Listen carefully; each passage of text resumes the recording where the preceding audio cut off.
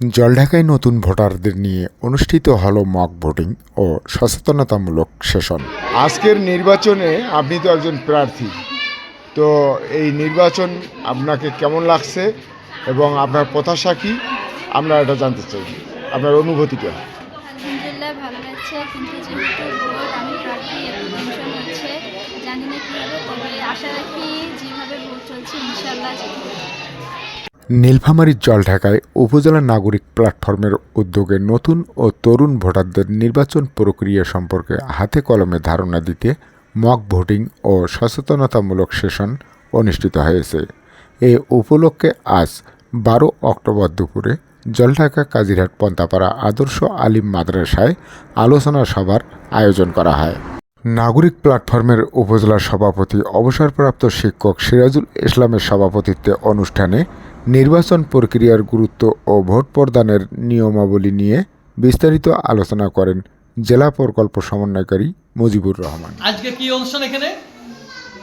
Mock voting. Vote শব্দ তো আমরা জানি, সমর্থন দেওয়া, সাপোর্ট করা। আর মক শব্দের অর্থ হলো একটা ফটোকপির মতো আর কি, ঠিক আছে? এটা হচ্ছে অরিজিনাল, এর একটা কপি করলাম, মানে নকল, ঠিক আছে? এটা নকল ভোটিং, মানে কিভাবে ভোট দিতে হয়। তারপরে হচ্ছে ভোট দেওয়ার আগে আমাদের দায়িত্ব কর্তব্য কি, ভোট দেওয়ার আগে আমাদের প্রার্থী নির্বাচন করা, ভোটের মাঠে আসা, সময় মতো মাঠে আসা, তারপরে কোন প্রতীকী ভোট দেবো সে প্রতীকটা নিজের ভিতরে রাখা, ঠিক আছে?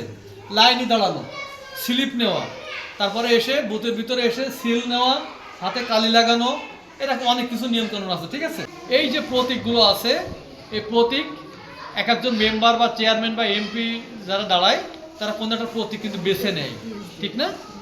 এবং তারে যারা সমর্থন করে তারা সেই প্রতীকী সিল দেয়, এইভাবে কিন্তু সমর্থন দেওয়া। পরে নারী ও পুরুষ মিলিয়ে 4 জন শিক্ষার্থীকে প্রার্থী করে উৎসবমুখর পরিবেশে ভোট গ্রহণ অনুষ্ঠিত হয়। এতে মুনিয়া আক্তার ও মারিফুল ইসলাম বিজয়ী হয়েছে। এ সময় শিক্ষা প্রতিষ্ঠানটির অধ্যক্ষ হেমায়েত আলম, শিক্ষক হারুনুর রশিদ ও প্রকল্পটির senior programme officer Nadira Akter সহ আরও অন্যান্য শিক্ষকরা উপস্থিত ছিলেন। পুরুষ প্রার্থী মারিফুল, মহিলা প্রার্থী মুনিরা।